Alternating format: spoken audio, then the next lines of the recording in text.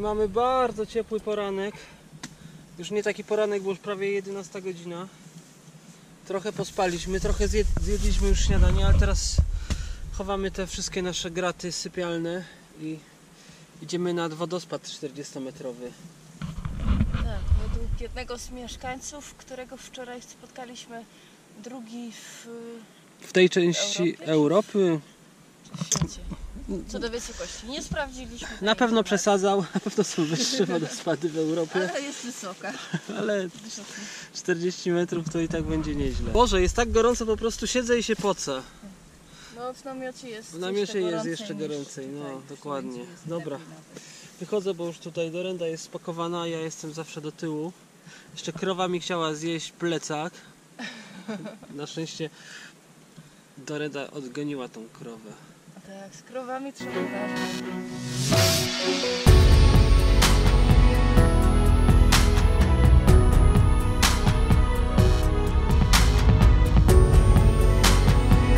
O, plecaczki zostawiliśmy w tym dużym ceglanym domu za mną. Pani sama zaproponowała, chcieliśmy się pytać, ona sama podeszła i mówi: te plecaki tam połóżcie. No i idziemy. Tak na oko 5 godzin.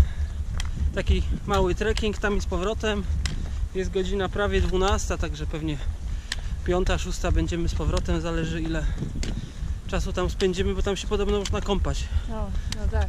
To wszystko od tego zależy. Miałem wziąć majtki. Czy długo będziemy się kąpać? Miałem wziąć majtki na przebranie, ale nie wziąłem. A ty wzięłaś? Nie wzięłam, ale wyschną się. Ale potem można się łatwo obetrzeć, jak się chodzi w mokrych majtkach. No nie da się, słuchajcie, ukryć, że tu jest pięknie. Proszę.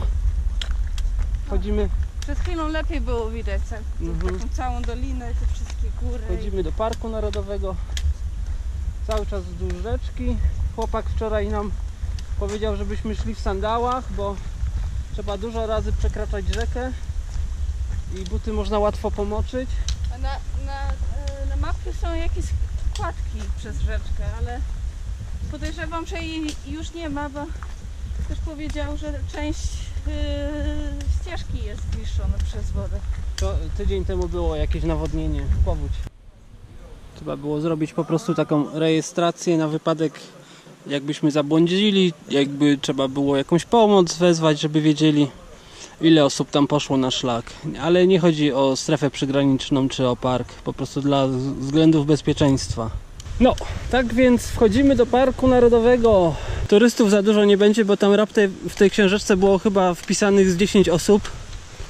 I samochodów też stało kilka. My lubimy chodzić po dzikich górach, po dzikich szlakach, gdzie się na przykład przez 3-4 dni nie spotyka ludzi. No a tu jest trochę inaczej. Chyba trochę zgubiliśmy ścieżkę, albo ścieżka znikła. No, tak. Nie jest jednoznaczna. Dlatego ten chłopak powiedział, żeby iść w sandałach, bo dużo razy się przechodzi przez rzekę. No właśnie.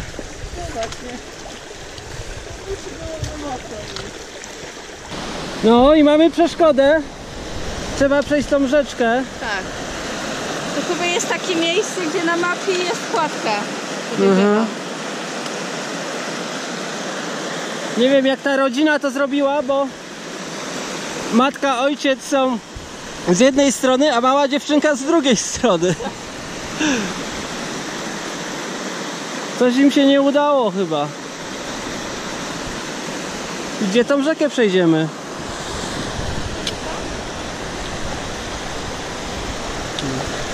Tu jest nurt głęboki. Mostów chyba żadnych nie ma.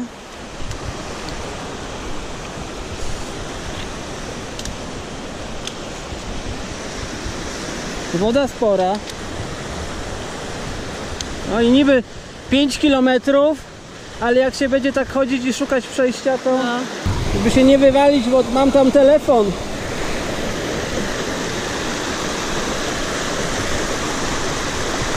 Widzicie?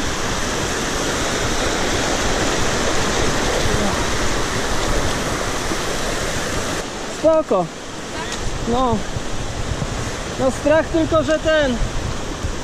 że telefon komórkowy. Miałeś tutaj? Tak. Na drugi raz damy do tego. Byłby mokry. Tak. Ja tu spoko, tylko że prąd jest taki mocny i jak podnosisz jedną nogę, to nie wiadomo gdzie pójdzie. No i w takich sytuacjach sandały się bardzo przydają.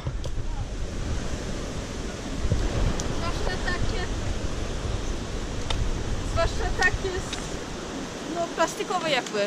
No. Wcześniej miałam ze skóry. To bardzo długo schły. Schły. I śliskie są, nie? Nie, to nie. Szlak jest aktualnie zniszczony, bo tydzień temu była jakaś porządna burza i płynęło tu dużo wody i stąd poprzewracane drzewa, więc jest gorzej przejść niż to było kiedyś. Tak, i to jest kawałek ścieżki. No. Ciekawe jak iść dalej. Chyba tu. O, tam jest ślad. Ten. Tak. Ale cały czas się depta po kamieniach.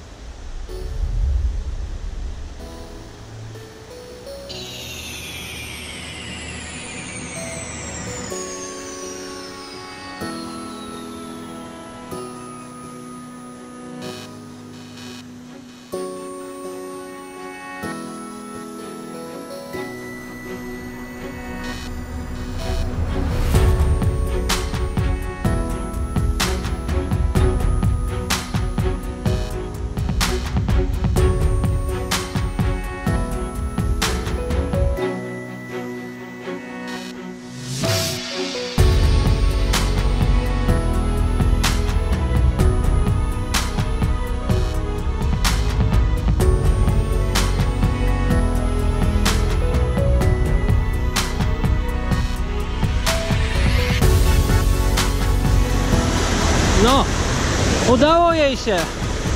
Молодец.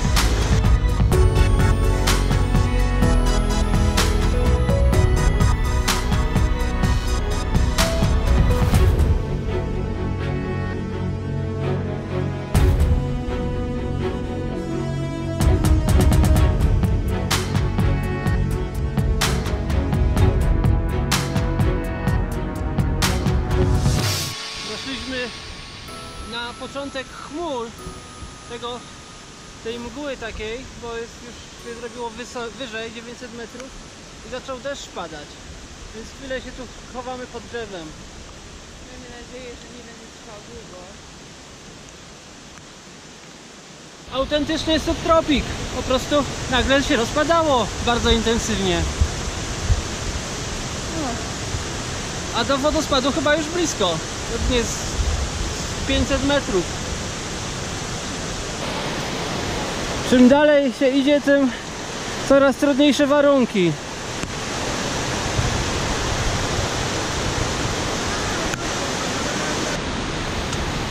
O! Stali mokrzy. Idziemy. Gdzie ten wodospad? Czemu tak pada? A tu patrzcie! Parau! Słońce wychodzi. Wodospad się pokazuje. Chociaż ten ostatni odcinek był bardzo trudny, bo trzeba się było po mokrych skałach wspinać.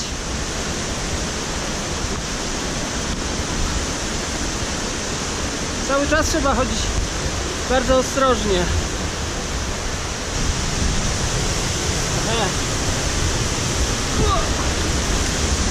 I patrzcie.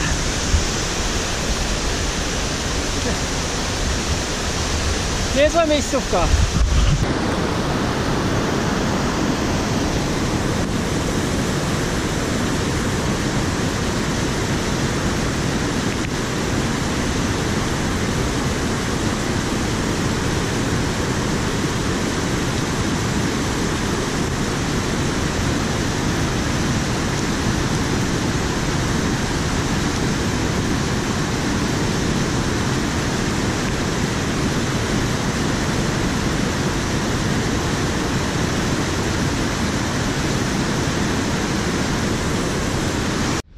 strzeli?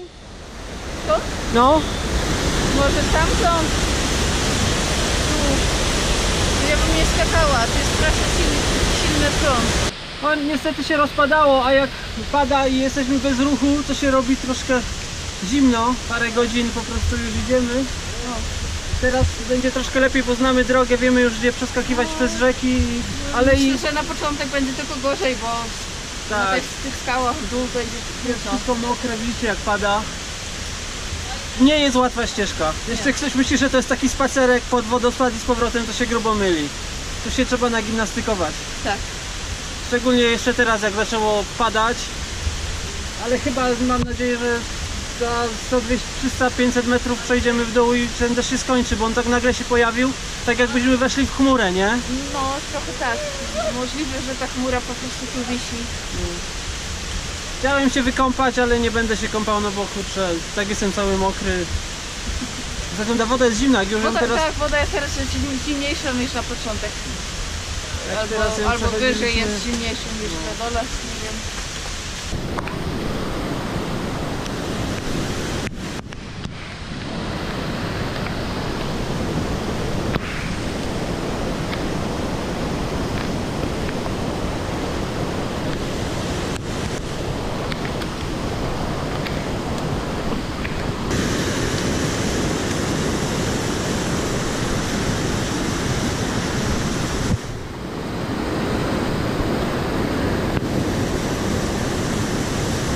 Cały czas pada, jak widzicie. Nie jest za przyjemnie. Na szczęście nie jest zimno. Zgubiłem kijka, bo tam było takie jedno niebezpieczne miejsce, gdzie trzeba było przejść przez taką skałę, więc go chciałem położyć na górze. No i go tak lekko rzuciłem, a niestety zjechał, wpadł do wody. No jeszcze go widziałem, że go woda niesie. Myślałem, że na zakręcie gdzieś się tam zaczepi i będzie można do niego dojść i go wziąć, ale niestety nie było go tam. Nieważne, to był stary kijek, no fajny, ale można przeżyć bez niego, szczególnie, że już wyjeżdżamy. A tu patrzcie się, teraz kończy się chmura i zaczyna się słońce, więc mam nadzieję, że dosłownie za jakieś 200, 300, 500 metrów nie będzie już deszczu. Już to nawet nie powiem, że pada, to leje.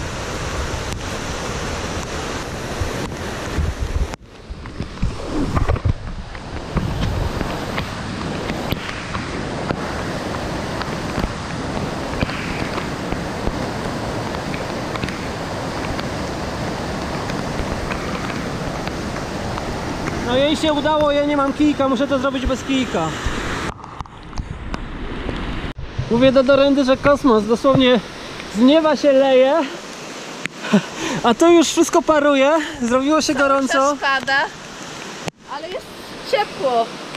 Teraz jak słońce świeci, to od razu mam takie poczucie, jakbym była cała mokra od potu. No, dokładnie.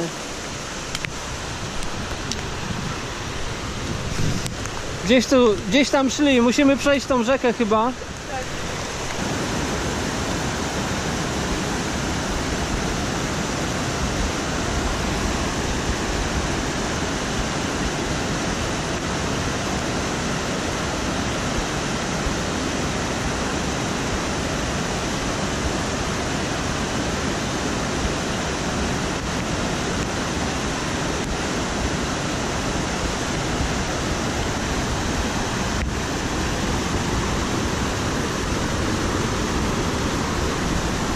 No i zeszliśmy.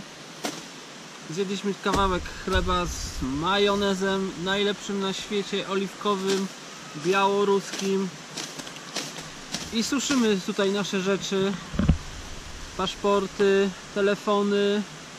O ile było mokre. No, troszkę, mój był troszkę nawilgnięty, ale nie szkodzi. Trasa była ciężka. Nie powiem, żeby to było coś prostego. No, to nie był jakiś... Spacerek. Nie, tak, niedzielny spacer. Niedzielny spacerek to nie był.